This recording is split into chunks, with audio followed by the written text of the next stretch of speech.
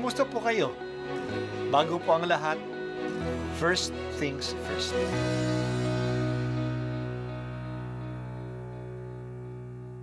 Good morning po. Sinisimulan po natin ngayon ang first things first.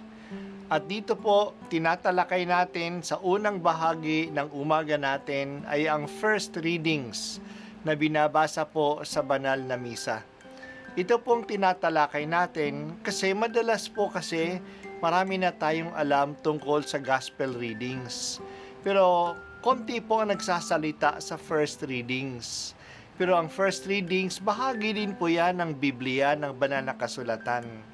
Kaya susubaybayan po natin ang mga first readings, basahin po natin at kuminsan kailangan ng basahin ng 2 o 3 beses bago maintindihan kasi hindi po tayo familiar sa mga istorya at sa mga kaisipan na tinatalakay dito. Ang pagbasa mula sa aklat ni Propeta Jeremias. Parurusahan ng Panginoon ang mga namumunong walang malasakit sa kanilang mga nasasakupan at pinababayaang ang mga ito'y mangalat at mamatay. Ito ang sabi ng Panginoon, ang Diyos ng Israel, tungkol sa mga tagapanguna ng kanyang bayan. Pinapangalat ninyo at pinabayaan ang aking kawan. Hindi ninyo sila binantayan, kaya't kayo'y parurusahan ko. Dahil sa inyong ginawang ito, ako na ang magtitipon sa nalabi sa aking mga tupa mula sa lahat ng lupaing pinagtapunan ko sa kanila. Ibabalik ko sila sa kanilang tinubuang lupa at sila'y muling darami. Hihirang ako ng mga pastol na magmamalasakit at mangangalaga sa kanila. Hindi na sila muli pang daranas ng takot at agam-agam at wala nang maliligaw kahit isa. Akong Panginoon ang may sabi nito. Nalalapit na ang araw, sabi ng Panginoon, na pasisibulin ko mula sa lahi ni David ang isang sangang matuwid. Isang hari na buong karunungang maghahari. Paiiralin niya sa buong lupain ang batas at katarungan. Magiging matiwasay ang Huda sa panahon ng kanyang pamamahala, at ang Israel ay mapayapang mamumuhay. Ito ang pangalang itatawag sa kanya. Ang Panginoon ay matuwid. Ang salita ng Diyos. Salamat sa Diyos. Sa panahon ng mga namumuno ay walang malasakit sa bayan, nangangarap tayo ng mga pangulo na ang kanilang papansinin ay ang kapakanan ng kanilang pinamumunuan at hindi ang kanilang sarili. Dahil sa kapabayaan ng namumuno, hindi nagkakaisa ang mga tao. Ganyan ang nangyari sa mga Israelita noong panahon ni Propeta Jeremias. Hindi nagkakaisa ang mga tao. Marami sa mga Israelita ay napatapon sa ibang mga bansa. Sa kalagayang ito, pinadala ng Diyos si Jeremias.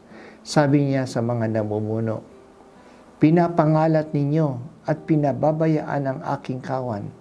Hindi ninyo sila binabantayan, kaya't kayo'y parurusahan ko dahil sa inyong ginawang ito. Concern ng Diyos sa kanyang bayan. Magpapadala siya ng isang haring katulad ni David na mangangalaga sa kanila. Titipunin uli niya ang mga tupa na nakakalat noon sa ibang mga bansa. Paiirali niya sa buong lupain ang batas at katarungan. Mapayapang mamumuhay ang mga tao sa kanilang mapamumuno.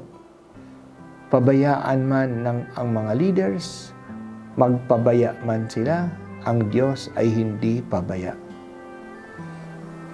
Pinanghahawakan ng mga tao ang salitang ito ng propeta. Nagsimula nang magkaroon ng katuparan ito pagdating ni Jesus. Siya ang leader na galing sa lipi ni David. May concern siya sa mga tao. Tinutulungan niya ang mga nangangailangan. Ang lahat ay tinatawag niya na maging bahagi ng kanyang bagong bayan. Sinimula na ito ni Jesus noong siya ay nasa lupa, pero hindi pa nagiging ganap. Sa ating kasaysayan, wala pa ring ideal leader na tumutupad sa halimbawa ni Jesus. Darating ang kaganapang ito.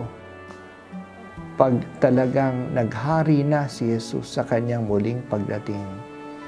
Doon ang lahat ng pangarap natin para sa katarungan at pagkakaisa ay magaganap. Kaya patuloy tayong mangarap sa paghahari niya. Halina Jesus, maghari ka na. Tulungan po niyo kami, Panginoon, na hindi mawalan ng aming paghahangad sa iyong katarungang pagpamumuno kahit na sa aming mundo ngayon.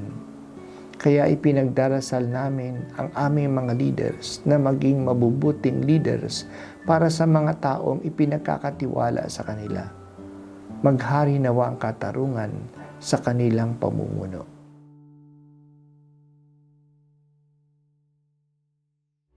At ako po ay si Bishop Broderick Pabilio dito sa First Things First.